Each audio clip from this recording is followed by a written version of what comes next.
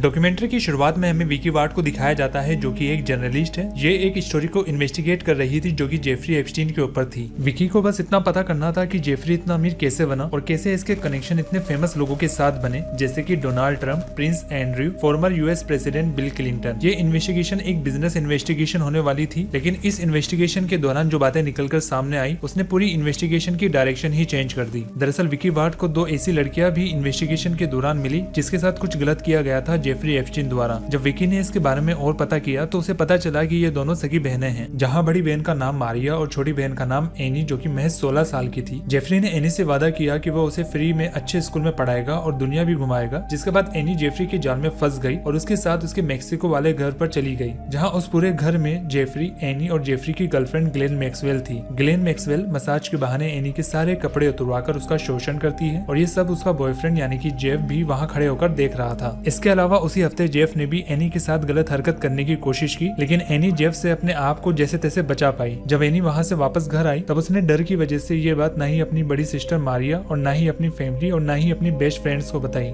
इस इंसिडेंट के कुछ महीनों बाद जेफ एनी की बड़ी सिस्टर मारिया के पास कॉल करता है और उसे करियर में आगे बढ़ाने का लालच देकर अपने इस वाले घर पर बुलाता है। मैं आपको बता दूं, मारिया एक आर्टिस्ट है जो पेंटिंग्स बनाती है, खासकर न्यूड पेंटिंग्स, जिसमें उसने अपनी दो बहनों को एज अ मॉडल लिया हुआ है, जिसमें से एक का नाम एनी है जिसको आप ऑलरेडी जानते हो। फिर कुछ वक्त तक तो मारिया वहाँ अच्छे से अपनी पेंटिंग्स बना रही होती है, लेकिन फिर एक दिन वहाँ जेफ और उसकी गर्लफ्रेंड ग्लेन आते हैं। तब ग्लेन मारिया से कहती है कि उसे जेफ को फूट मसाज देनी होगी। अब क्योंकि मारिया के लिए जेफ ने इतना सब कुछ किया था, इसलिए मारिया मना नहीं कर पाती है और वो जेफ को फूट मसाज देने चली जाती है। फूट मसाज देते हुए जेफ मारिया को अपने पास बैठने को कहता है। अब मारिया बीच में बैठी हुई थी जेफ और उसकी गर्लफ्रेंड ग्लेन के, जहाँ ये दोनों मिलकर मारिया का शोषण करने लगते हैं। तब मारिया थोड़ी हिम्मत दिखाकर वहाँ से तुरंत अपने रूम में चली जाती है और वो तब तक उस रूम में रहती है जब तक कि जेफ और ग्लेन वहाँ से चले नहीं जाते। फिर वो मॉर्निंग में अपनी सिस्टर एनी को ये सब बातें बताती है, जिसके बाद उसे पता चलता है कि उसकी सिस्टर के साथ भी ऐसा ही हुआ था। फिर वो दोनों मिलकर डिसाइड करती है कि अब वो आगे से कभी भी जेफ से नहीं मिलेंगे। जिसके बाद ये दोनों न्यूयॉर्क पुलिस डिपार्टमेंट में कंप्लेन करने की कोशिश करते हैं, लेकिन वहाँ इनकी कंप्लेंट्स लेने से मना कर दिया जाता है। फिर ये दोनों FBI के पास जाकर जेफरी एप्स्टीन और ग्लेन मैक्सवेल के खिलाफ रिपोर्ट दर्ज करवाते हैं, लेकिन यहाँ से भी कुछ खास रिजल्ट नहीं मिल पा रहा था इनको। जिसके बाद इनकी मुलाकात विकी वार्ड से होती है और ये दोनों अपनी पूरी स्टोरी विकी को बताती है। इसी बीच जेफरी भी इन दोनों बहनों को पैसे देकर मामले को रफा दफा करना चाहता था और जर्नलिस्ट विकी को तो जेफ कई तरीकों से धमकियां दे रहा था, जैसे कि बिल्लियों के कटे हुए सर उनके गार्डन में मिलना, दरवाजा ओपन होते ही बुलेट्स का मिलना। अब क्योंकि विकी उस वक्त प्रेग्नेंट थी